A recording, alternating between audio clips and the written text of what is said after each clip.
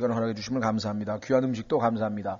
준비한 모든 손길을 축복해 주시고 무엇보다도 저희가 참으로 다시금 하나님의 말씀 앞에 서게 해 주심을 감사합니다. 이 시간 주께서 주시는 말씀을 저희가 듣고 믿고 순종함을 통해 합당한 열매로 아버지를 영화롭게 하고 기쁘게 해드리는 우리 모든 주의 자녀들이 될 수 있도록 도우시고, 주님 참으로 우리가 말씀으로 또 성령으로 시작하였으니 육체로 끝난 일이 없도록 주님 지켜주시기를 간절히 간구합니다. 이 시간을 온전히 주님 손에 부탁하오니 주께서 홀로 영광 얻으시고 우리 모두에게 큰 축복과 유익으로 도와주시기를 간절히 바라옵고, 모든 말씀을 우리 주 예수 그리스도 이름으로 기도하옵나이다. 아멘. 예, 말씀드린 것처럼 아주 주님과의 어떤 그 만나는 놀라운 휴거에 대한 이야기가 쭉 나오고, 마지막 때의 최후 승리하는 모습에 대한 얘기가 쭉 나오다가 마지막 58절에 그러기 때문에 우리가 이 땅에서 살 때 주님 만나기 전까지 어떻게 살아야 할지, 우선 굳게 서라 그랬죠. 그 다음에 흔들리지 말라 그랬고, 그 다음에 항상 주의 일을 넘치게 하라. 풍성하게, 여기서 넘치게란 말 직역을 풍성하게 많이 하라 이 말이죠. 왜냐하면 너희 수고가 주 안에서 헛되지 않은 줄 너희가 아느니라. 솔로몬은 평생 아주 업적으로 보거나 그가 이룩한 일로 보거나 우리하고 비교해 볼 때 참 비교할 수 없을 정도의 위대한 왕이었고 엄청난 일들을 다 했지만, 그는 마지막 순간에 가서 그 모든 것이 다 헛되다고 했습니다. 우리에게는 예수 그리스도를 믿고 난 이후에 우리가 정말 주님으로 말미암아 주께서 우리를 통해서 이루신 일들은 여기 나와 있는 것처럼 헛된 것이 하나도 없습니다. 아무리 작은 거라 할지라도, 아무리 사소한 거라 할지라도 그것이 주님을 사랑하기 때문에, 형제 자매를 사랑하기 때문에 한 일이라고 한다면, 비록 이 세상에서는 누가 알아주지 않을지도 모르고 또 죽을 때까지 아무런 보상이 이 땅에서는 없을지 모르지만, 그러나 결국 주 앞에 가면 여기 나와 있는 것처럼 헛되지 아니하고 주께서 예비하신 보상으로 채우신다고 이렇게 약속을 했습니다. 자, 이제 얼핏 보면 마무리를 해도 될 것 같은데 왜 16장이 나왔을까? 실제적으로 고린도전서 15장까지 보면은 1장서부터 15장까지가 내내 문제투성이 이야기가 나왔습니다. 지금 부활 얘기한 것도 부활을 안 믿는 사람들 때문에 부활에 대해서 지금 설명을 한 것이거든요. 그러면 1장에서 분열이 있었고, 2장에서 세상 지혜를 의지하고, 3장에서 또 다툼이 있었고, 영적으로 성장하지 않고, 4장에서 이 복음을 전해준 바울을 존중하지 않고, 5장에서 심지어는 이 교회 안에 음행도 있고, 6장에서 재판 문제에 걸려서 서로 소송을 하고, 7장에서 이혼 문제를 비롯해서 가정에 많은 문제가 생겼고, 8장에 우상 문제 있고, 9장에 목회자에게 충분한 어떤 이 사역비를 주지 않아서 어려움을 끼치게 하는 문제도 나왔고, 10장, 11장에 모여서 같이 식사도 하고 애찬을 하라 그랬더니 먼저 먹고 취해가지고 막 가난한 자하고 부자하고 다툼이 생겼고, 12장에서 14장까지는 방언을 비롯한 은사를 하나님께서 왜 주셨는지도 알지 못한 채 잘못 오용, 남용한 이야기가 나오고, 15장에 부활도 믿지 않고, 처음부터 끝까지 문제투성이의 이 교회들의 이 모든 것들은 한마디로 얘기하면은 이기적이기 때문에, 자기중심적이기 때문에, 자아중심적이기 때문에 그런 것이죠. 그렇죠? 예. 그래서 이제 15장에서 이 마무리를 짓지 않고 실제적으로 16장으로 들어간 것을 보면, 16장에서 가장 실질적인 것,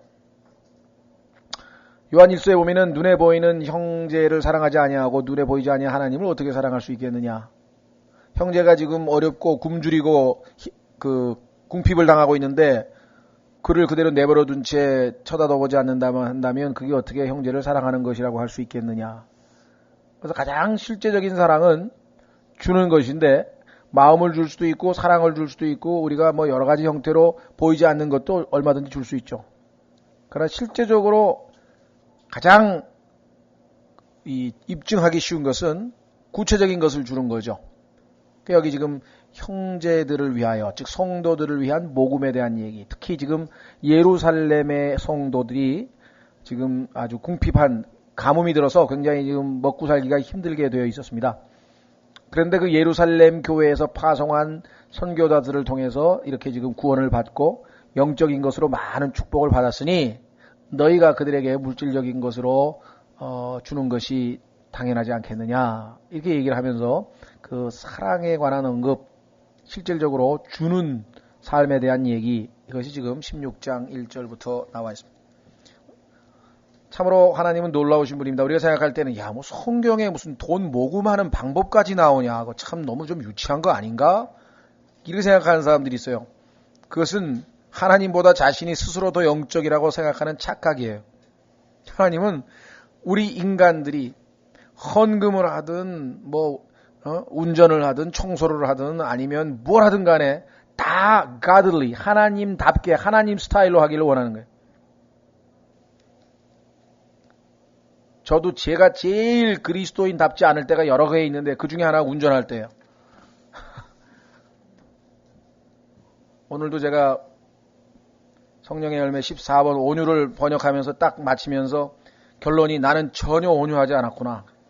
딱 예? 그 번역하고 오는데 누가 그냥 또 운전하는데 끼어 들어가지고 욕이 툭 튀어나오는 거예요. 이런 나쁜 놈만. 이렇게 반응이 즉각적으로 나오면 이게 온유하고는 상관이 없는 거거든요. 갈 길이 멀지만 그래도 내 모습을 하나님의 말씀의 거울로 이렇게 비춰주시니까 내가 나를 보고 그래도 문제를 알게 되니까 다행이죠. 그것도 모른 채 막 종교적인 열심으로 그냥 막 헌신하고 새벽기도 하고 철야기도 하고 막 몸을 그냥 돈을 갖다 바치고 그냥 막 으쌰으쌰 하면 그냥 그게 막 지금 하나님을 엄청나게 막 기쁘게 하고 신앙생활 잘하는 걸로 착각하고 자아 도취가 돼 있느니 하나님 말씀에 비춰보니까 갈 길이 멀다. 예. 자, 그래서 지금 16장 1절에 보면 느닷없이 돈 모으는 이야기가 나옵니다. 이거 참 다행히 여기는 그래도 저희 교회 오래 나오신 분들이고 이제 성경 공부하는 분들이 있었지만 제일 난감할 때는 이걸 가지고 성경 공부를 하고 가르쳐야 되는데 생면부지의 사람이 뜨고 와가지고 야, 이 교회 처음 갔는데 돈 얘기부터 해. 아니야, 다부터 안 다녀.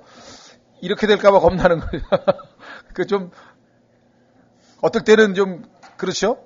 야, 필이면 그 돈 설교할 때는 좀 그냥 처음 오는 분은 가능하면 안 왔으면 좋겠다는 생각이 들 때가. 어쨌거나 하나님께서는 균형 잡히신 분이기 때문에 휴거라고 하는 엄청난 주제에 대한 이야기를 하다가 어떻게 보면 가장 실제적인 이야기를 하십니다.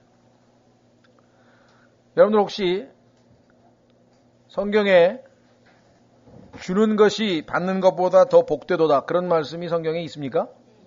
네. 그런데 사복음서를 읽어보니 예수님께서 그런 말씀 하신 적이 있나요? 없죠. 사복음서에 예수님이 하신 말씀 중에 주는 것이 받는 것보다 더 복되다는 말 없어요. 그런데도 불구하고 사도행전에 보면은 예수님께서 그런 말씀을 하셨다는 거예요. 기록이 사복음서에 안 기록되어 있고 사도행전에 기록되어 있어요. 왜냐하면 성령께서 약속하시기를 하나님 장래 일에 대해서 또 예수님께서 행하신 모든 것에 대해서 필요한 것들을 생각나게 하신다 그랬거든요. 그래서 사도행전 20장에 기록되어 있어요. 사도행전 20장 35절에 보면 주는 것이 받는 것보다 더 복되도다. 저는 이 구절을 읽을 때마다 참 그리스도인들이 안쓰러워해. 맨날 복 받겠다고 축복 그잖아요. 여기 복되다는 얘기는 축복을 받았다는 얘기예요. 행복하다는 얘기고. 밤낮 축복 하나님으로부터 복 받고 싶다고 복 얘기하는 사람이 복 받는 비결이 여기 있는데 왜 실천을 안 하냐. 예? 그렇죠? 내가 볼 때는 다른 목회자들도 좀 그러겠지만 이 목사들이 볼 때 제일 어떨 때는 좀 그런 생각이 들어요. 이 구절을 읽으면 주는 것이 받는 것보다 복되도다 이렇게 설교를 많이 했는데 뭘 하도 많이 받아가지고 먹는 것도 많이 받아먹고 뭘 주는 걸 하도 많이 받아가지고 집에 가 보니까 다 받은 것뿐이야. 쑥스럽더라. 야, 이거 참. 예? 사도행전 20장 35절에 기록도 있죠. 자, 그래서 오늘은 16장에 드디어 이제 고린도전서 16장에 주는 것에 대한 원칙들을 몇 가지 살펴보려고 합니다. 자, 이제 성도들을 위한 모금에 관하여는 자, 이게 중요합니다. 첫 번째 원칙이 뭐냐? 안 믿는 뭐 고아원에 아니면 뭐 양로원에 갖다 주는 게 아니에요. 교회에서 모으는 돈은 반드시 성도에게 줘야 됩니다. 가능하면 여기 뭐 손 내밀러 찾아온 사람들 있잖아요. 뭐 노숙자나 뭐 이런 사람들요. 돈은 줄 필요 없어요. 그 사람들이 그 돈을 절대 좋은 일에 쓰지 않습니다. 오면 배고프시냐고. 우리 교회는 돈은 못 주니까. 왜? 돈 줘봐야 술 사 먹든지 담배 피든지 뭐 나쁜 데 쓰거든요. 틀림없이. 그러니까 밥을 먹여주든지 라면을 먹여주든지 줄 테니까 돈은 못 준다고. 그래도 지난번에 와가지고 그럼 라면 달라 그러더라고요. 그 라면 2개 가져갔어요. 돈 줬더니 뚝 내려다 보니까 벌써 가서 소주 한 병 사갖고 나가더라고. 하나님의 돈은 여기 보니까 성도들을 위해서 쓰는 거지 절대로 다른 데다 쓰는 게 아닙니다. 1차적으로. 네. 내가 갈라디아 교회들에게 지시한 바와 같이 너희도 그렇게 하라. 갈라디아 교회에게 그 헌금 내는 돈을 모금하는 방법을 가르쳐 줬어요. 첫째, 주의 첫날에 즉흥적으로 해서는 안 돼요. 그 저희 교회도 일주일에 첫째 날 딱 한 번 하잖아요. 그죠? 뭐 개인적으로 하고 싶은 사람 저 통해서 하지만 공식적으로 하는 거는 모금하는 거는 돈 모으는 것은 주의 첫날에 합니다. 그렇죠? 여기 주의 첫날에 너희 각 사람이 나이가 많든 적든 뭐 남자든 여자든 상관없이 모든 사람이 다 참여. every 그렇죠? everyone 각 사람이. 그 다음에 하나님께서 형통하게 하신 대로. 자, 형통이라고 한 말이 prosperity란 말인데요. 번영이라고 한 말도 씁니다. 형통, 번영케 하신 대로. 이게 무슨 말이냐? 그러니까 번영, 그러면 우리는 벌써 돈 많이 버는 것처럼 생각하는데 성경에서 말씀하시는 번영이라고, 이 형통이라고 하는 말은 무슨 뜻인 거 아니? 필요한 것 빼고 나머지 다예요. 필요한 거는 뭐라 하면 necessity라 그래요. 생활 필수품이 할 때 이제 필요한 거, 그렇죠? 성경에서 하나님께서 우리에게 필요한 거는 2가지밖에 없다 그랬대요. 먹을 거하고 입을 거. 그게 사실 엄청 많이 내야 돼요. 그죠? 먹을 거 입을 거 빼고. 그 다음에 이제 우리가 뭐 교통비도 써야 되고 이것도 써야 되고 자식 뭐 또 용돈도 줘야 되고 그 다음에 뭐 병원도 가야 되고 다. 그러나 나에게 꼭 필요하지 않은 것. 그렇죠? 네, 필요하지 않은 것. 그게 바로 형통하게 하신 대로. 자기 곁에 모아두어 내가 갈 때에 모으는 일이 없게 하라. 야, 바울이 왔대. 야, 오늘 특별한 거 만다. 특별한 거. 그런 거 하지 말라 이게. 평소 때 모아놓은 거 중에서 사도 바울이 어디 지역으로 사역을 하러 가는데 얼마나 필요한 것 같으니까 우리 교회가 그 중에서 선교 헌금으로 얼마나 하자. 이래야지 따로 뭐 모아가지고 특별히 뭐 하고 이런 거 할 필요 없다. 그 다음에 내가 가면 너희가 너희의 편지로 인정하는 자들이 누구든지 내가 그들을 예루살렘으로 보내어 너희의 너그러운 소문을 가지고 가게 하리라. 고린도 교회에서 예루살렘에 있는 어려운 성도들에게 보내는 구호금이니까 헌금이니까 고린도 교회 사람들 중에 너희 보기에 신실한 사람, 중간에 가다가 자기 여행비로 막 숙박비 막 내고 그 돈에서 그런 사람 말고 네, 신실한 사람. 교회에서 돈 줬는데 그거 가지고 가다 자기 개인 용도로 막 썼다. 이런 사람 말고 너희가 볼 때 인정할 만한 사람. 이 돈 문제가 얼마나 심각하냐면요.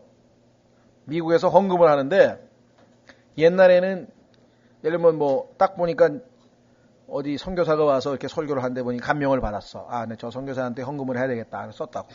누구 선교사에게 이렇게 쓰잖아요. 그렇잖아요. 그럼 당연히 그 선교사한테 들어가야 되는데 농간을 부려가지고 그 선교사에게 안 가는 경우가 있다는 거예요. 그래서 미국 성도들은 요즘 확인한대요. 내가 아까 수표에다가 형제님에게 50불 썼는데 받으셨습니까? 중간에 교회에서 뛰어먹으면 그런 일도 있다는 거예요. 그래서 이 가장 실제적인 문제, 이 돈 문제에 있어서 깨끗하지 않으면 이게 심각한 문제가 발생합니다. 그래서 이 문제는 철저하게 하나님께 의탁하는 게 제일이에요. 걱정할 필요도 없고 하나님의 왕국과 그의 나라를 왕국과 그의 의를 먼저 구하라. 그리하면 이 모든 것을 너희에게 더하시리라.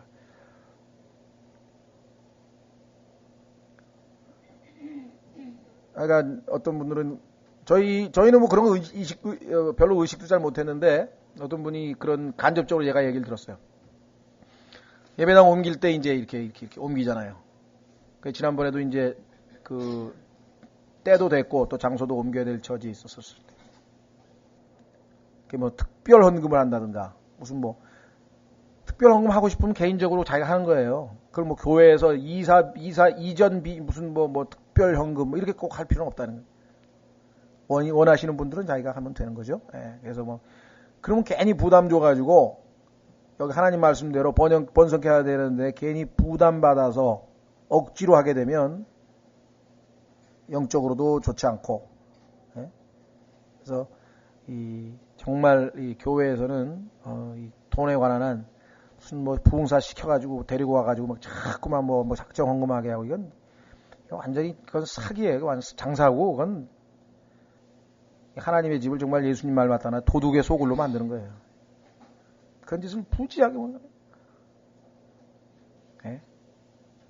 저는 뭐 일부러 그런 거 아니에요. 저는 그런데 교회가 그런 것 때문에 망가진 교회가 너무나 많기 때문에 그렇기 때문에 저쪽에서 보증금 8천만 원 있을 때 이쪽으로 올 때 여기 6천만 원 주고 2천만 원 가지고 내부 공사 다 하고 이사 비용 다 하고 돈을 딱 우리의 형편에 맞게끔 하나님이 허락하신 대로 하는 거지. 그래서 그러니까 여기 보시면 그 인정하는 자들이 있어요. 돈에 관한 한 깨끗한 사람. 이 누구든지 내가 그들을 예루살렘으로 보내어 너희의 너그러운 선물을 가지고 가게 하리라. 여기 너그럽다라고 하는 말. 영어로 보면 이게 리버럴하다는 얘기인데요. 리버럴하면 우리 벌써 떠오르는 게 자유주의자 아니야. 그렇죠? 리버럴하다고 하는 말이 좋은 의미도 있고 나쁜 의미도 있어요.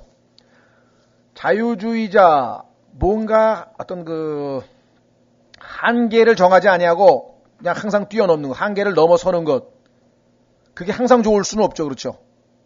예를 들면 특히 이 신앙에 관해서 하나님께서 성경에 정해놓은 것을 넘어서서 자기 멋대로 하는 것. 그죠? 하나님께서 정해놓은 교리가 있는데 그것을 넘어서서 자기만. 예를 들면 하나님께서는 분명히 예수 그리스도를 믿으면 구원받는다 그랬는데 하나님은 너무나 사랑이 크시기 때문에 다 구원하셔. 걱정 말어. 이런 걸 만인 구원론이라 그러고 이것을 주장한 사람이 어리겐이라는 학자인데 나중에는 하나님이 너무나 마음이 좋으셔서 마귀도 다 구원해버린다고 그랬어요. 그 책에 보면. 어떤 사람은 그렇지. 아유 하나님 정말 사랑 너무너무 크셔. 그건 믿어버리는 거예요. 하나님의 사랑은 성립이 되는지 모르고 하나님 공의는 어디로 갑니까? 그럼? 하나님이 의로우신 분인데 죄 지은 사람 다 묵인해주고 다 덮어져 버리면은 마음씨 좋은 하나님은 되는데 불의한 하나님은 어떻게 되냐고요. 두 개가 다 성립이 돼야 될 거 아니야. 마음씨 좋은 하나님, 좋으신 하나님, 그렇죠? 죄인을 용서하시려고 하신 하나님, 긍휼의 하나님, 선하신 하나님. 그걸 우리를 불쌍히 여기셔서 우리를 대신해서 자기 아들을 내어주셨다 이게. 좋으신 하나님이시죠. 그렇죠? 동시에 뭐예요? 그냥 봐준 게 아니라 자신의 아들이 죄값을 치렀으니까 의로우신 하나님이죠. 그래서 십자가가 아니면 하나님의 공의와 사랑이 만날 수가 없어요. 그래서 십자가가 만나잖아요. 크로스라자. 크로스라고 하는 말은 가로질른다는 얘기죠. 하나님의 공의만 있으면 다 죽는 거고 하나님의 사랑만 있으면 다 불의한 거야. 의가 없어지는 거야. 정의가 사라져버리는 거야. 하나님은 공의로우시면서 정의로우시면서 동시에 사랑이시니까 십자가에서 만나요. 거기에서.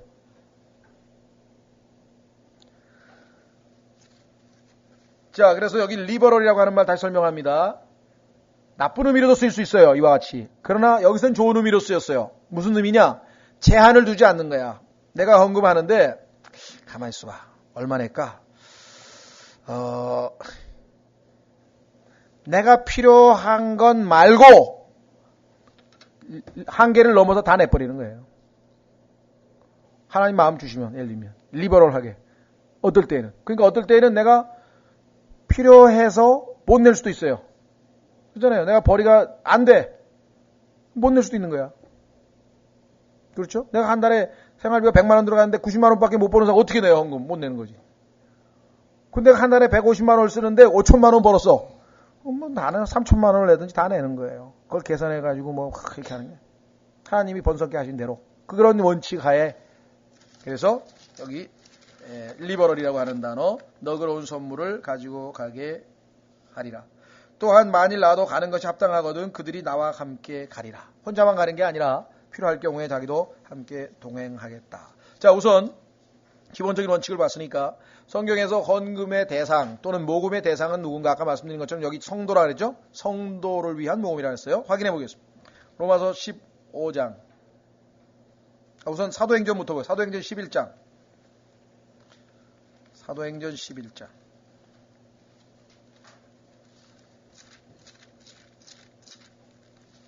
여러분들 지금 가면은 뭐 구세군도 있고 뭐도 있고 모금 같은 거 많이 있잖아요. 그렇죠? 그리스도인들은 그런 일에 참여할 의무는 없습니다. 그건 세상 사람들이 하는 거죠. 소위 말하면 필란트로피, 소위 말하면 박애주의자들, 뭐 인류애를 뭐 주장하는 사람들. 그리고 국가에서 알아서 하는 거예요. 우리도 국가에 다 세금 내잖아요. 복지비도 있고 다 알아서 하는 거예요. 그럼 그리스도인이 헌금하는 것은 가난한 성도. 여기 보십시오. 11장 29절.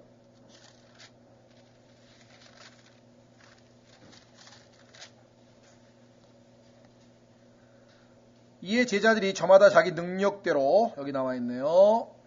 이에 제자들이 저마다 자기 능력대로. 그런데 능력대로 안 하고 어떻게 합니까? 작정하라는 거야. 벌지도 않은 돈. 하나님께서는 있는 것 아니면 안 받겠다. 없는 건 안 받겠다고 지금 고린도 후서에 또 써있는데 찾아보겠습니다만은. 근데 막 없는 걸 작정해서 내라는 거야. 그건 안 돼. 아니 오늘 일을 무슨 일이 일어날지도 모르는 사람에게 내일 돈 벌면 헌금 낸다고 그게 말이 됩니까? 네. 보세요. 유대에 거하는 형제들에게 구호금을 보내기로 결정하고 또 그것을 실행하여 구호금을 바나바와 사울의 손에 맡겨 장로들에게 보내니라. 그렇죠? 예, 그 다음에 로마서 15장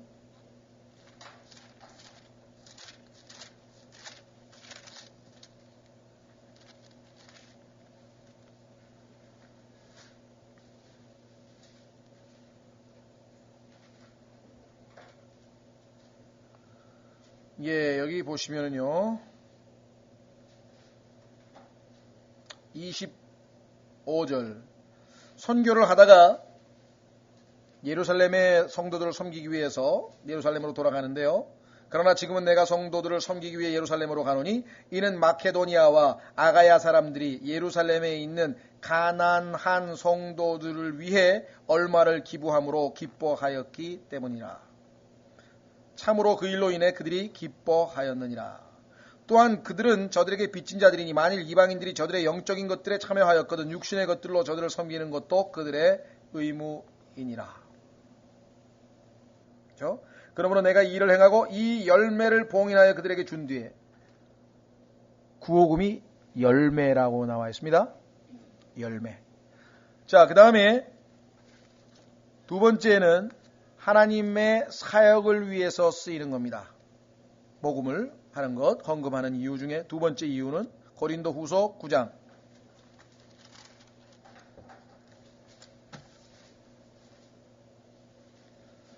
자, 고린도 후서 9장에 보면은 우선 9장 1절 성도들을 섬기는 일에 관하여는 내가 너희에게 쓸 필요가 없나니 너희 마음의 열심을 내가 아노라. 그것으로 인해 내가 마케도니아 사람들에게 너희에 대하여 자랑하기를 아가야는 1년 전에 준비되었다 하거니와 너희의 열심이 참으로 많은 사람을 분발하게 하였느니라. 그럼에도 내가 그 형제들을 보낸 것은 이 일에 관하여 우리가 너희를 자랑하는 것이 헛되지 않게 하고 또 내가 말한 것 같이 너희가 준비하게 하려 함이라. 혹시 마게도니아 사람들이 나와 함께 가서 너희가 준비되지 않은 것을 보면 우리는 너희라고 말하지 아니하노라. 이같이 확신 있게 자랑한 일에 대하여 부끄러움을 당할까 염려하노라. 내가 이 고린도에 있는 사람들은 미리미리 다 준비해서 형제들을 위해서 헌금을 모아놨다 그러더라. 그렇게 얘기를 했는데 실제 가서 만약에 없으면 부끄러움 당하지 않겠느냐. 그러므로 그 형제들을 권면하여 그들이 먼저 너희에게 가서 너희의 후한 선물 곧 전에 너희가 통보를 받은 적이 있는 그 후한 선물을 미리 준비하게 하도록 하는 것이 필요한 줄로 내가 생각하였나니 그리하면 바로 그 일이 후한 선물답게 준비되고 탐욕에서 난 것 같지 아니하리라. 그렇죠?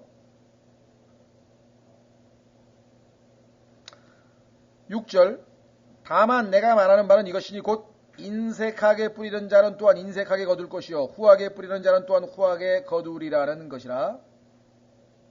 자, 여기서 후하다, 인색하다라고 하는 말은 결코 양과 관련된 말이 아닙니다. 마음의 자세를 얘기하는 거지. 내가 100원을 내도 후하게 낼 수 있는 것이고 100만 원을 내도 인색하게 낼 수 있는 거예요. 마음 자세가 인색한 거냐 후한 거냐의 얘기지 양에 대한 얘기가 결코 아니라는 것이에요. 오해하지 마십시오. 우리는 그냥 인색하게 후하게 하면 양에 대해서 자꾸만 생각을 하려고 하는데.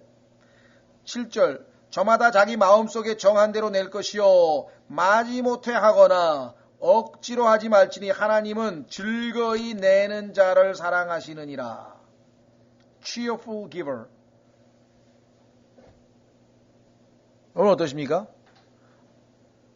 예? 아버지 어머니 생신이어서 뭐 선물 하나 사는데 아니면 또 무슨 명절이어서 뭘 사다 드리는데 즐겁게 기쁘게 그런 마음으로 사다 드려야지. 야, 어째 이거 너무 비싼 거 사는 거 아니요 이거? 이러고 재다가 막 예? 어떠십니까? 하나님 앞에 다른 성도들 위해서 드리는데 막 이러고 즐거이 내는 자를 사랑하시느니라. 하나님께서 능히 모든 은혜를 너희에게 넘치게 하시나니 이것은 너희가 항상 모든 일에서 모든 것이 넉넉하여 모든 선한 일을 위해 풍성하게 하려 하심이라.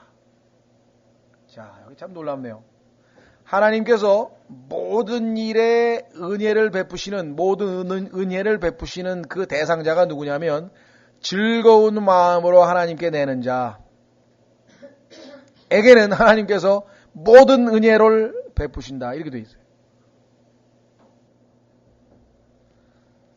9절 이것은 기록된 바 그가 널리 재물을 흩어 가난한 자들에게 주었으니 그의 의가 영원히 지속되리로다 함과 같으니라. 씨 뿌리는 자에게는 씨를 제공하신 분께서 이제 너희 양식으로 빵도 제공하시고 너희가 뿌린 씨도 번성하게 하시며 너희의 의의 열매도 늘어나게 하시리니 너희가 모든 일에서 부유하게 되어 온갖 후한 선물을 넘치게 하면 그들이 우리를 통해 하나님께 감사를 드리게 되느니라. 이 섬김의 직무가 성도들의 부족한 것을 제공할 뿐 아니라 하나님께 드리는 많은 감사로 인하여 넘쳤느니라. 이 직무의 실행을 통해 너희가 그리스도의 복음을 시인하고 복종하며 또 그들과 모든 사람들에게 너그러이 나누어 주었으므로 그들이 하나님께 영광을 돌리고 또 그들이 너희 안에 있는 하나님의 넘치는 은혜로 인하여 직접 너희를 위해 기도함으로 너희를 사모하느니라. 이루 말할 수 없는 하나님의 선물로 인하여 그분께 감사하노라.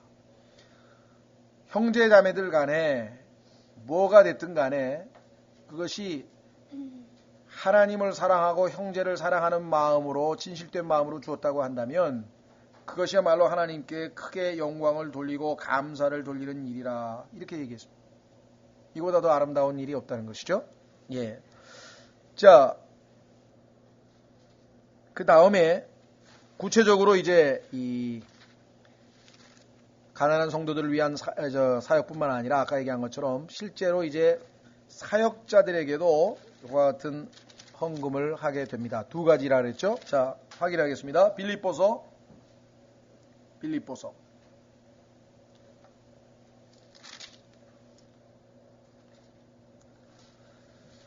빌립보서 4장 10절 빌립보서 4장 10절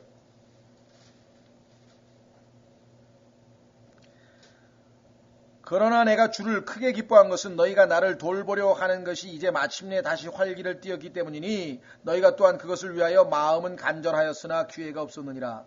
내가 궁핍함으로 말하지 아니하노라. 내가 어떤 처지에 있든지 그대로 만족하기를 내가 배웠노니 내가 비천하게 되는 것도 알고 풍부하게 되는 것도 알아. 어디에서나 모든 일에서 배부르거나 배가 고프거나 풍부하거나 궁핍당하는 것을 배웠노라. 나를 강하게 하시는 그리스도를 통해 내가 모든 것을 할 수 있느니라. 그럼에도 불구하고 너희가 나의 고난에 함께 참여하였으니 잘하였도다. 자, 바울이 궁핍해요. 사역을 하다 보니까 아마 뭐 굶기도 하고 막 어려운 일이 있었던 것 같은데. 그래서 지금 어떤 한 교회가 이 바울에게 헌금을 했는데 거기에 대해서 바울이 참으로 칭찬을 했습니다. 10절에. 내가 주를 크게 기뻐한 것은 너희가 나를 돌보라는 것이 이제 마침내 다시 활기를 띄었기 때문이라 그랬죠. 오랫동안 이 헌금을 못하고 있었다가 어느 날 바울에게 꼭 필요한 시점에 지금 헌금이 들어왔어요. 그러면 그것이 목적이 뭐냐? 여기 나와 있죠. 궁핍함으로 말하지 아니하노라. 내가 지금 궁핍했는데 아이고 내가 꼭 필요할 때 이 참 헌금을 받았구나. 그렇기 때문에 말하는 게 아니고 왜 나는 궁핍할 때에도 하나님을 의지하는 법을 배웠고 풍부할 때에도 하나님을 의지하는 법을 배웠기 때문에 그 궁핍할 때 내가 너희들이 안 도와줬으면 아이고 내가 굶을 뻔했는데 아이고 타이밍 그런 뜻이 아니라는 거죠. 왜? 여기 나와 있죠. 12절 내가 비천하게 되는 것도 알고 풍부하게 되는 것도 알아. 어디에서나 모든 일에 배부르거나 배고프거나 풍부하거나 궁핍다는 것을 배웠느라. 나는 나를 강하게 하시는 그리스도를 통해 내가 모든 것을 할 수 있느니라. 그럼에도 불구하고 왜 내가 너희가 나에게 돈을 보내준 것에 대해서 고맙게 생각하느냐. 너희가 나의 고난에 함께 참여했으니 참 잘하였도다. 지체로서 고통당하는 지체와 함께하는 마음, 한 지체라고 하는 것을 배웠죠. 15절 빌립보 사람들아 이제 너희도 알거니와 복음의 초기에 내가 마게도니아를 떠날 때 주고받는 일로 나와 나눈 교회가 너희 외에는 없었느니라. 즉 빌립보 지역에서 바울과 주고받는 것, 바울로부터 영적인 것들을 받고 그 다음에 바울에게 물질적인 것을 주고 커뮤니케이션, 주고받는 일, 그와 같은 영적 교제 가운데 또는 물질적인 교제 가운데 함께 교제했던 교회가 이 교회밖에 없었는데 16절 심지어 데살로니가에 있을 때에도 너희가 한 번, 두 번 내 필요를 위해 보내었느니라. 나는 선물을 바라지 아니하며 오직 너희 회개장부에 넘치게 될 열매를 바라노라. 바울이 헌금에 대해서 바라보는 것은 물론 바울 마음에 개인적으로 자기가 지금 물질적으로 어려움을 겪고 있을 때 하나님께 당연히 기도했겠죠. 하나님 의지합니다. 하나님 도와주십시오.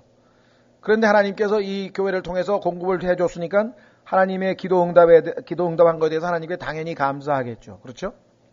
그러나 지금 이 얘기를 하는 것은 다음번에 또 보내달라라고 하는 그런 뜻으로 하는 게 아니라는 거예요. 거기에 관심이 있는 게 아니라 너희가 복음에 동참하는 것으로 인해서 하나님께서 기뻐하시고 그렇죠? 또 하늘에 있는 너희의 회개장부에 하나님께서 그 희생에 대해서 보상하실 것을 생각하니 기쁘다 이 말이에요. 왜?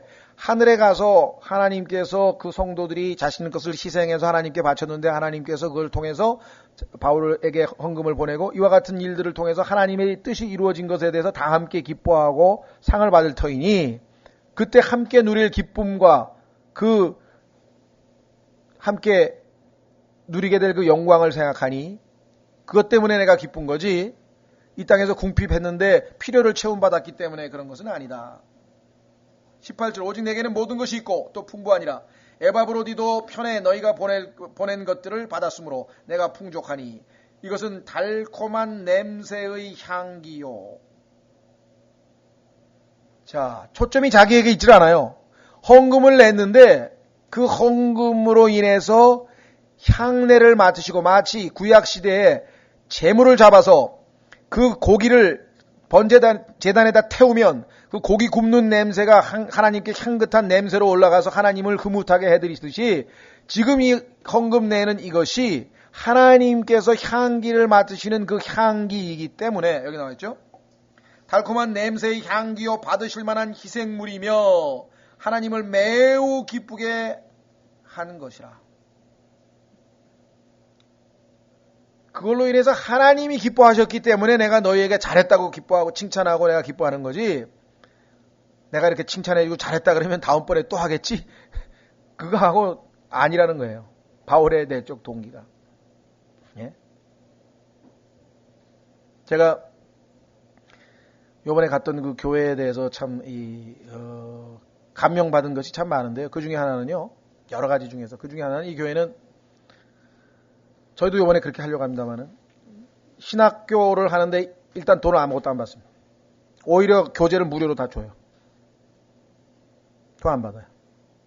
그런데 뭐 여기 보면 뭐 어떤 학교는 한 학기에 막 뭐 40만 원, 50만 원, 뭐 신학 일반 대학교는 막 뭐 100만 원, 200만 원 받는 건 유사고 그냥 문교부에 등록도 안 된 조그만 신학교 그런 데서도 뭐 다 돈 다 받죠. 돈 안 받아요. 두 번째, 책, 테이프 자발적으로 돈 내기 전에는 돈 안 받아요. 그 대신 테이프는 무료로 보낼 때는 한 번에 20개까지 보내주고 한꺼번에 막 200개, 300개는 보내줄 수가 없죠. 20개까지 보내주고 그 다음에 또 그 다음번에 또 필요하면 또 20개까지 보내주고 그러나 어려운 사람들은 계속 무료입니다. 계속 무료. 책도 다 무료로 보내요. 그래서 저희는 그런 사역이 더 잘 들어가기 위해서 저희는 거기에 맞춰서 다 개당 2불이면 2불, 3불이면 3불 다 돈을 주고 사왔죠. 저희는. 자발적으로 우리는 이건.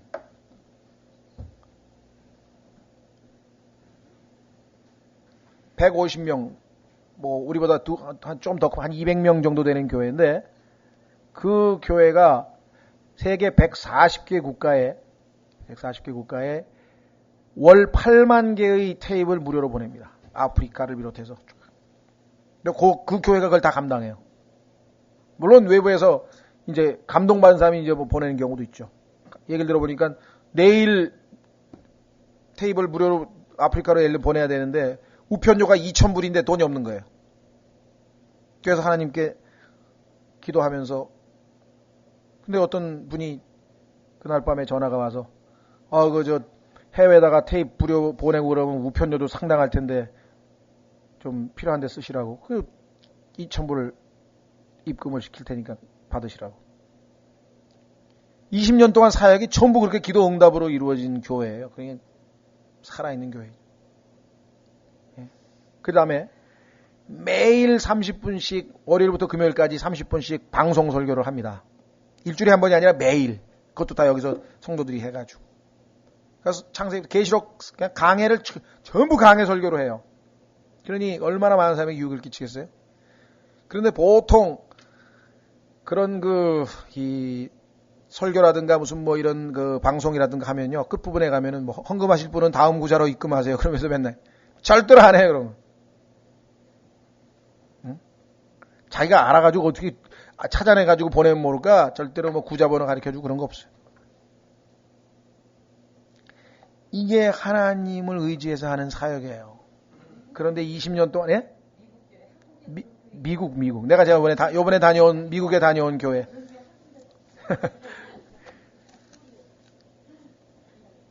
20년 동안, 지금 19년 됐는데 그 교회가 87년에 세워져가지고, 한 번도 하나님께서 채워주지 않은 법이 없다는 거예요. 단 한 번도. 다 보내요. 왜? 이 사역이 테이프를 보내고 책을 찍어내고 이것이 하나님으로부터 비롯됐다면 하나님께서 무슨 뭐 거짓입니까? 누구한테 손 벌리게? 하나님이 우리에게 요 정도 허락하시면 그만큼만 우리에게 일하라고 하는 거예요. 그죠? 그래서 여기 나와 있는 것처럼 돈이 필요해서가 아니고 그것 때문에 성도가 자기를 희생시켜서 그 달콤한 향기로 하나님 앞에 하나님을 기쁘시게 하는 그것이 너무 감사해서 그래서 지금 이야기를 꺼내고 있고 칭찬을 하는 것이죠. 혹시라도 제가 여러분들에게 뭐 헌금 설교를 한다면 그런 이유가 있어서 설교할 수 있을지면 모를까. 그렇지 않고서는 조금이라도 뭐 부담이 된다든가 이렇게 헌금 설교를 아마 내가 설교를 한 적은 한 번이 있나 없나 잘 모르겠네요. 10년 동안에 한 번도 안 한 것 같은데 설교는 안 하고 성경 공부하다가 이렇게 얘기가 나오니까 아마 했을지도 잘 모르겠습니다만은 그러나 여기 나와 있는 것처럼 참으로 하나님께서 기뻐하시는 일은 분명하다. 여기 나와 있죠. 맨 18절. 너무 놀랍습니다. 오직 내게는 모든 것이 있고 또 풍부하니라. 에바브로디도 편에 너희가 보낸 것들을 받았으므로 내가 풍족하니 이것은 달콤한 냄새의 향기요 받으실 만한 희생물이며 하나님을 매우 기쁘게 한 것이라. 저도 이번에 갔는데 사실 뭐 교회에서 다 비행기 값 다 대줬고 그 다음에 내가 테이프 사온 거 책값 대줬고 뭐 거기 LA에서 초청하신 분들이 먹을 거 입을 거 다 대줬고 그렇잖아요. 그 다음에 동부 지역에서 먹을 거 입을 거 다 대줬고 그 내가 쓴 돈이라고는 그 플로리다에 가서 8일 있어 쓴 건데 그것도 하나님이 잘 저기 해가지고 30불짜리 아주 깨끗한 아주 조용한 아주 연수계 갔고 그거 먹고 해봐야 합해서 뭐 5, 600불 한국에 제가 20일 머무는 것보다도 아마 덜 썼으면 더 썼지 누구 만나서 내가 밥 사 먹을 적도 없으니까 거의 별로 안 들어갔거든요.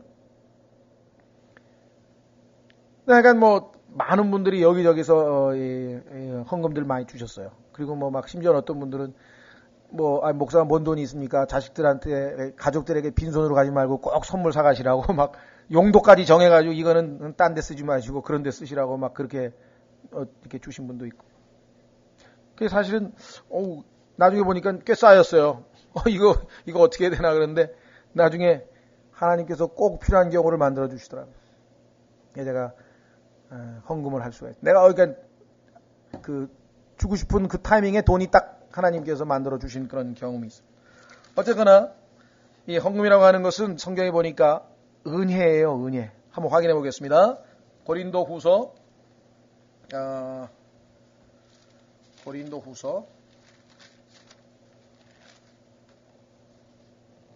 죄송합니다. 고린도전서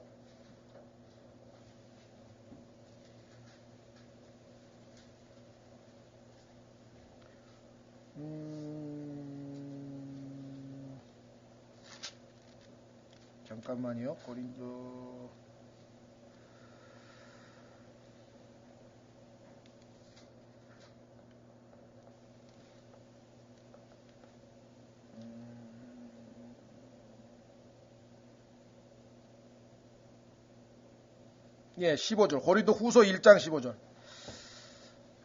고린도후서 1장 15절입니다.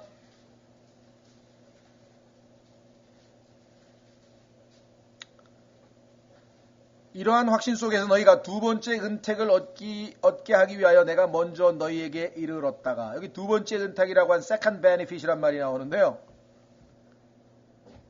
헌금하는 게 유익이란 말이에요. 고린도 교회 사람들에게 유익이 된 것이에요. 그래서 두 번째 유익을 얻도록 그러니까 뭐 다시 말하면 뭐예요? 또 헌금하라고 내가 하겠다. 우리 생각하기에는 그거 정말 확신이 없으면 이런 일이 나올까요? 그죠? 헌금을 하는 게 너에게 유익이고 하나님을 기쁘시게 하는 거니까 내가 너에게 그 기회를 다시 주기 위해서 한 번 더 간다. 어떻게 생각할까요? 다른 사람들이? 그 바울이 정말 신실한 사람이고 그렇지 않으면은 저거 명분을 그렇게 내서서 돈 받으러 오는 거 아니야? 그래 생각하지 않겠습니까? 예. 자, 그래서 우리는 고린도 전서 다시 16장으로 옵니다. 네. 고린도서 16장.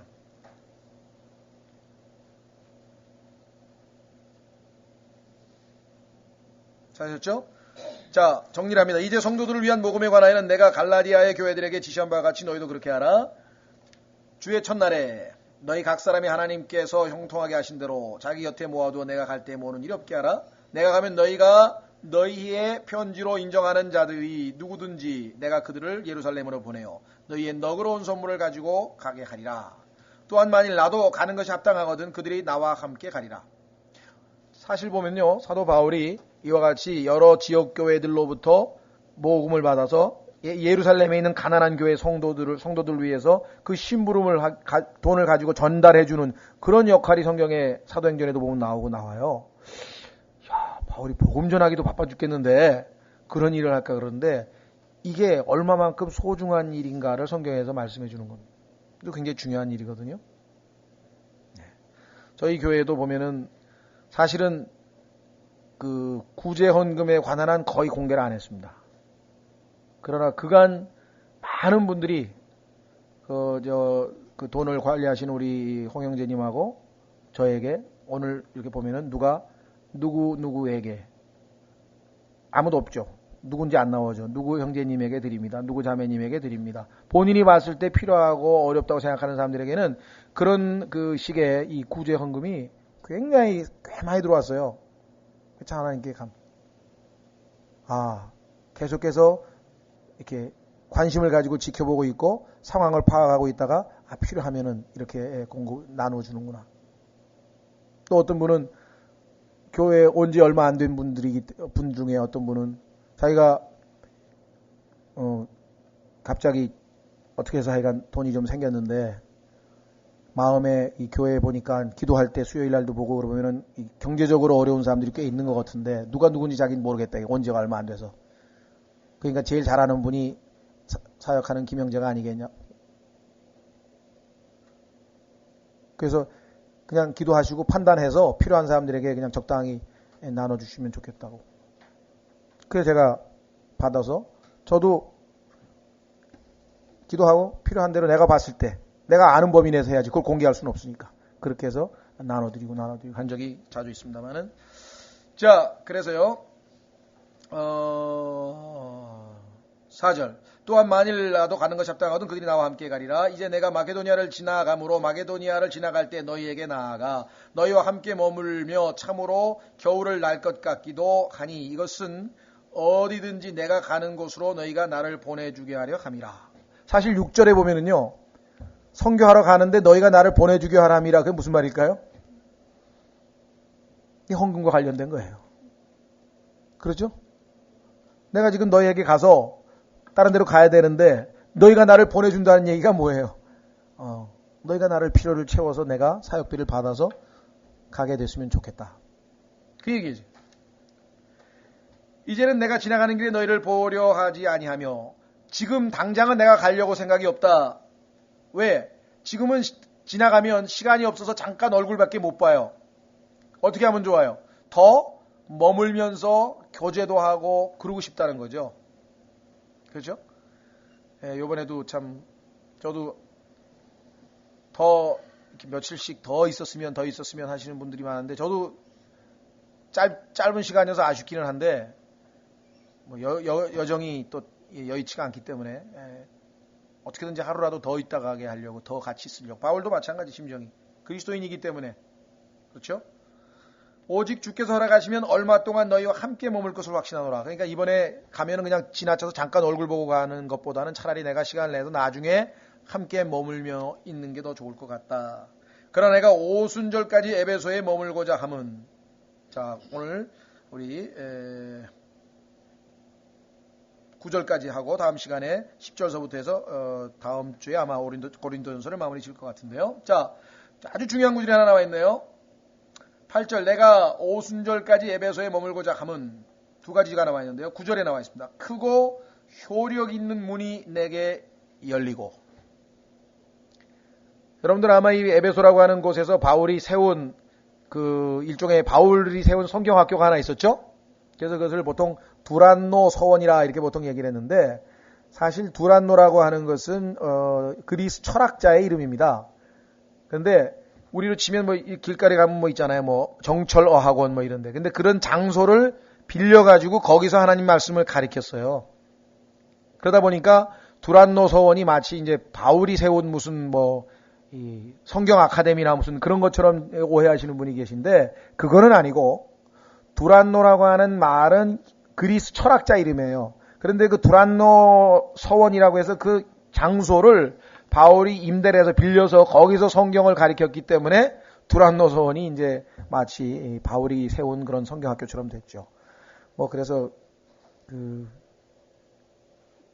성경에 바울이 빌린 장소 이름이니까 유명하고 그래서 이제 우리가 두란노 서원이라는 무슨 뭐 이렇게 그 출판사도 만들고 그렇게 된 것이 유명하게 된 것이죠. 자, 여기 나와 있으니까 효력 있는 문이 내게 열리고 이 문은 뭐냐면요. 복음의 문입니다. 한번 확인해 보겠습니다. 계시록 2장 계시록 3장입니다. 계시록 3장 7절 계시록 3장 7절에 보시면 바울은 복음을 전할 수 있는 문이 열리도록 기도해달라는 얘기가 여러 번 있는데 이 복음을 전할 수 있는 문은 하나님께서 여시기도 하고 닫기도 하시는 거죠. 요한계시록 3장 7절에 필라델피아에 있는 교회의 천사에게 편지하라. 거룩하고 진실하며 다윗의 열쇠를 가진 이가 이것들을 말하노니 그가 열면 아무도 닫지 못하고, 이게 지금 얘기하는 효력 있는 문이에요. 하나님의 말씀을 전파할 수 있도록 하나님께서 문을 열어주시는 거세요. 1차적으로는 그 지역에서 사람들로 하여금 그들의 마음 문이 열려야 복음을 듣겠죠. 그렇죠? 마음 문을 꽉 닫힌 사람이 어디 듣겠습니까? 사람의 마음 문이 들을 수 있는 마음이 되었다는 거죠. 그런 것을 비유적으로 문을 열었다. 그가 닫으면 아무도 열지 못하느니라. 내가 내 행위를 아노라. 보라, 내가 내 앞에 열린 문을 두었으니 아무도 닫지 못하리라. 그렇습니다. 이 필라델피아 시대에 보통 우리가 1750년도부터 한 1850년도까지 사람마다 그 기간이 딱 정해져 있는 건 아니지만 종교 개혁이 일어난 직후로부터 시작해서 킹제임 성경이 보급되기 시작한 그때부터 시작해가지고 약 150년 정도, 다시 말하면 이 근대 철학이라고 그러죠. 데카르트를 비롯한 근대 철학자들이 나서서 성경에 반대되는 그런 철학 사상을 아주 주입해가지고 온 세상이 잘못된 길로, 소위 마치 철학이 모든 지혜의 근원인 것처럼 되어버리기 전까지 하나님께서 아주 이 복음을 엄청나게 확산시키셨죠. 그래서 이 시대를 우리가 필라델피아 시대라고 하는데, 이 올바른 성경과 올바른 진리가 아주 전 세계로 아주 뭐랄까 엄청난 속도로 많은 지역에 퍼져나가게 된 그 시대, 그래서 필라델피아 교회 시대라고 하는데, 그 시대가 가능했던 이유가 여기 나와 있어요. 하나님께서 문을 여셨다. 아무도 닫지 못하리라. 내가 적은 힘을 가지고도 내 말을 지키며. 놀랍죠? 제가 아까 말씀 적은 힘입니다. 필라델피아 교회 시대가 무슨 큰 힘을 가지고 무슨 뭐 선교 헌금이 막 넘치고 그냥 뭐 엄청나게 뭐가 아니에요. 제가 이번에 갔더니 그 제임스 낙스 형제가 저보고 그래요.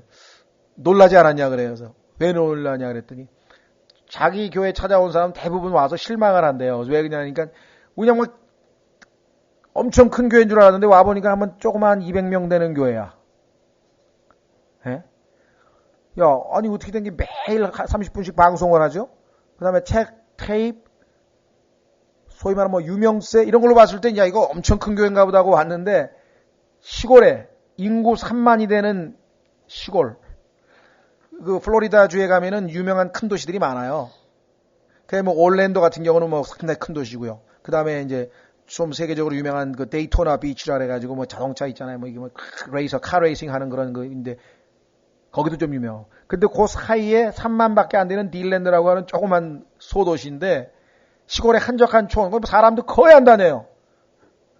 자전거 타고 막 이리저리 막 휘젓고 다니도 차가 안 다니니까 그 정도로 한적한 그런 구석진 곳에 턱 처박혀 있는데, 예? 큰 교회가 무슨 일을 하는 거 아닙니다. 하나님이 일을 하시면, 그런데 대부분 별 볼 일 없고 힘 없고 돈도 없고 그런 교회가 하나님을 의지하지, 그렇지 않고 모든 게 풍족하고 뭔가 맘대로 되는 사는 데는 하나님을 의지할 필요 없잖아요. 보세요. 내가 적은 힘을 가지고도 내 말을 지키며 내 이름을 부인하지 아니하였도다. 그렇습니다. 필라델피아의 부흥은 여건이 좋아서 이루어진 부흥이 아니라고 하는 것을 여기서 보여주죠. 그런데 초창기에도 바울에게 하나님께서 효력 있는 문을 열어주셨다라고 얘기했잖아요. 자, 다시 돌아갑니다. 결론을 내리겠습니다. 고린도전서 16장 9절에 크고 효력 있는 문이 내게 열리고, 여기에 많은 사람들이 오해하고 있는 것 같아요. 크고 효력 있는 문이 열리면 복음이 큰 전파되고 또 구원받고 또 구원받고 여기서 구원받고 저기서 구원받고 그냥 일이 뭐 만사형통하고 막 하나님의 복음이 여기저기서 쫙쫙쫙쫙 펼쳐나갈 것 같죠. 근데 어땠습니까? 그 다음에 중요한 말이 남아 있어요. 현대 많은 교회들이 오해하고 있는 것. 그 누군가가 얘기했다 그랬죠. 내가 하나님께 가까이 가면 갈수록 마귀에게도 가까이 간다는 것을 잊지 말라. 마귀는 하나님이 계신 곳에서 하나님의 자녀들과 하나님 사이에 틈새를 버리고 뭔가 방해하려고 있지 엉뚱한 데 가서 기다리고 있는 게 아니라고요. 술집에 막이 없어요. 춤추는데도 막이 없어. 막이 갈 필요가 없어 거기는. 왜? 세상적으로 지들이 갔는데 왜 가 거기를. 하나님께로 바짝바짝 다가오는 애들한테 요거 봐라 하고 거기서 지키고 있어가지고 마귀가 기다리고 있지. 그러니까 하나님께로 가까이 가면 갈수록 영적으로 더 거룩하면 걸수록 분별 있는 사람이면 일수록 뭐야? 더 많은 문제가 생긴다 이거야. 그것을 하나님의 방식으로 하나님이 해결하기 때문에 계속 나아가는 거지 문제가 없어서 만사형통이 되는 게 아니에요. 효력 있는 문이 열렸는데 하나님이 그 효력 있는 문이 열리면 더 많은 사람이 죄인들이 주님 품으로 돌아올 것이고 그러면 배가 아픈 사람 누구예요? 마귀지. 그럼 어떻게 돼 있어요? 여기 나와 있죠. 그들이 가만히 있겠습니까? 여기에 뭐라 그랬습니까? 대적들도 많기 때문이라. 마귀가 풀어놓은 대적들이 또 잔뜩 기다리고 있어. 방해하고 괴롭히고 낙담시키고. 그죠? 복음 한번 전해보세요. 다 잘 듣는 아니에요. 픽픽거리는 사람이 있잖아요. 그죠? 어떤 사람은 그냥 뭐라 그럴까 탁 복음을 전하고 있는데 뭐라고 표현해야 되나? 그 비웃는 그 얼굴로 탁 하고 가면요. 그냥 김이 쫙 빠지게 만드는 게. 그렇죠? 얼굴에 보면 그냥 왜 비웃는 모습 있잖아요. 왜?